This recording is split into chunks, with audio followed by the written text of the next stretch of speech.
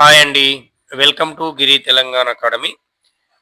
తెలంగాణను పరిపాలించినటువంటి గోల్కొండ రాజధానిగా చేసుకొని తెలంగాణను పరిపాలించినటువంటి రాజవంశంలో చివరిది ఆషబ్జా. వీరినే నిజాంలు అంటాం. ఈ నిజాములు బ్రిటిష్ వాళ్ళు ఏర్పాటు చేసినటువంటి పామర్ అండ్ కో కంపెనీ వద్ద అప్పు తీసుకోవడం అనేది జరిగింది.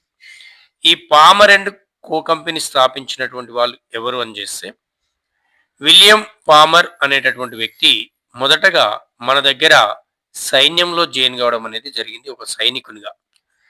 నిజాం రాజ్యంలో జాయిన్ అయినటువంటి తొలి బ్రిటిష్ సైనికుడు ఎవరంటే కూడా ఇతనే, విలియం పామర్.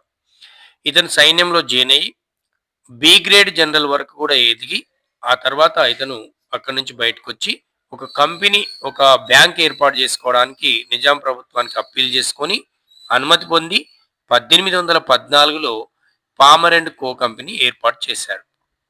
ఇందులో వాటాదారులు ఎవరు? అప్పుడున్న గవర్నర్ జనరల్ లార్డ్ హేస్టింగ్, తర్వాత మద్రాస్ గవర్నరు రాంబోల్టు, తర్వాత గుజరాతీ వ్యాపారస్తుడైనటువంటి బంకట్ దాసు, తర్వాత మన దగ్గర ఉన్నటువంటి అంటే హైదరాబాద్లో ఉన్నటువంటి బ్రిటిష్ రెసిడెన్సీ అధికారి అయినటువంటి రస్సెల్. ఇగో వీళ్ళందరూ కూడా, హెన్రీ రస్సెల్, వీళ్ళందరూ కూడా ఈ పామర్ అండ్ కో కంపెనీ ఏర్పాటు చేసి అందులో భాగస్వాములయ్యి అధిక వడ్డీకి మన నిజాముకే అప్పిచ్చినారు. చూడండి, ఒక చిన్న విషయం.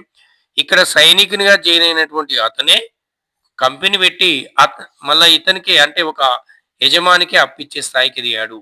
మన నిజాం రాజ్యానికి అప్పిచ్చినారు పామర్ అండ్ కో కంపెనీ. వీరు ఎంత వడ్డీకి ఇచ్చారు? 25% వడ్డీకి అప్పు ఇవ్వడం అనేది జరిగింది. దాదాపు 60 లక్షల రూపాయలు ఇక్కడ అప్పు తీసుకున్నారు మన నిజాం ప్రభుత్వం. ఇది వీళ్ళు, ఈ కంపెనీ వాళ్ళు నిజాంకి అప్పు ఇచ్చి చూసేటటువంటి దోపిడిని నిజాం నిలువు దోపిడిగా ఆనాడు వాడుకలో ఉంది. ఈ నిజాం నిలువు దోపిడీ చేస్తున్నటువంటిది ఏంటంటే పామర్ అండ్ కో కంపెనీ. ఈ పామర్ అండ్ కో కంపెనీ 25% వడ్డీకి అప్పు ఇచ్చేది నిజాంకి. అప్పుడు నిజాము బ్రిటిష్ వాళ్ళ యొక్క సైన్యాన్ని పెంచి పోషించడానికే ఈ కంపెనీ వద్ద అప్పు తీసుకోవడం అనేది జరిగింది. ఇలా నిజాం వ్యవస్థ సికిందర్ జా కాలంలో ఒక్కసారి కుప్పకూలడానికి, ఆర్థికంగా విపరీతంగా డౌన్ కావడానికి ముఖ్యమైన కారణం ఏంటంటే ఈ పామర్ అండ్ కో కంపెనీ. ఈ పామర్ అండ్ కో కంపెనీ ఎవరికి అప్పు ఇచ్చాదనేది, లేదా నిజాం ఎవరి వద్ద అప్పు తీసుకున్నాడనే అంశం మీద మనకు క్వశ్చన్ ఏరియా. అలాగనే ఇందులో ఉన్న భాగస్వాములు ఎవరు అనేది కూడా మనకు తెలవాలి. మరిన్ని వీడియోల కోసం మా ఛానల్ని లైక్ చేయండి, సబ్స్క్రైబ్ చేయండి.